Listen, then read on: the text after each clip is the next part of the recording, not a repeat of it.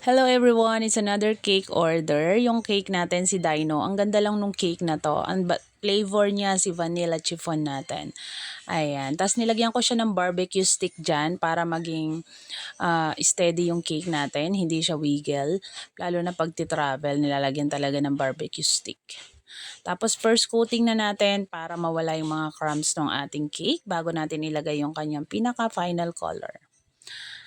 Pakinisin lang natin siya ng konti, hindi naman kailangan sobrang kinis dyan. Sobrang ganda lang din ng cake na to.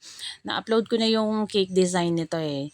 Nakaka lang na, yung natapos natin siya ng maayos talaga. Yung nagawa natin yung best natin na magawa siya ng maayos. Natuwa si customer, lalo na yung bata. Alam nyo ba guys, nag-message kinabukasan si customer na yung cake buo pa din daw kasi ayaw ipakain ng bata. Sobrang na-appreciate niya yung cake, sobrang na-appreciate niya yung gawa natin. Kaya nung kinabukasan buo pa din yung cake kasi ayaw niyang pagalaw ang cake. 'Di ba? So ayan na ang kanyang color, napakaganda 'di ba? Green.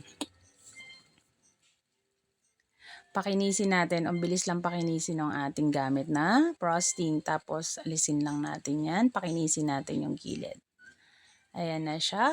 Tapos ilagay natin ang pangalawang color niya, light blue. O, 'di ba? Ang ganda ng kulay. Inuna ko yung babang pakinisin bago yung taas. So, ayan na siya. Tapos, mayroon lang konti pa sa baba. Kaya naman, scrape natin. O, diba? So, ayan na siya ang ating cake. Tapos, siyempre, punasan natin ng tissue. O, diba? Tapos, nilagay na natin dyan yung ating tapos, ilagay na natin yung ating mga dahon-dahon na design, tsaka yung clouds. O, diba? Ganyan kasi yung sample. May mga ganyan dahon siya. Hindi na natin pinalitan. Tapos, nilagay ko na yung pangalan niya dyan. Elcon dyan ang pangalan niya. Tinanong ako ni sir kung ano ang gusto kong ilagay. So, natuwa ako yung dyan na lang. Tapos, nagkamali pa ako dyan. Nilagay ko sa baba yung clouds sa taas pala. Kaya, inayos ko pa siya dyan. So, ayan na. Nalagay ko na yung mga dino. So, yung final, dino natin na nasa taas. So, ayan. Hindi ko napansin yung camera. Medyo nakababa pala siya dyan. So, ayan na siya. Malapit nang matapos ang ating dino cake. O, diba ang cute? Tapos, syempre, yung leaves. Yan yung pinaka-last na nilagay ko kasi pag nilagay ko na yan, tapos ilalagay natin sa fridge, magmamoy siya. Tapos 5 years old. O, diba? Yan na ang kanyang cake.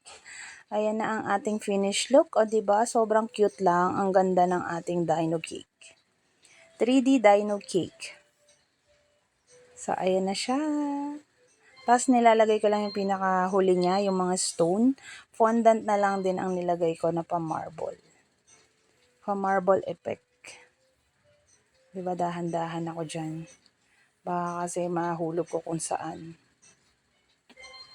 So, ayan na siya. Finish na ang ating cake. O, diba? Ayan na ang ating cake.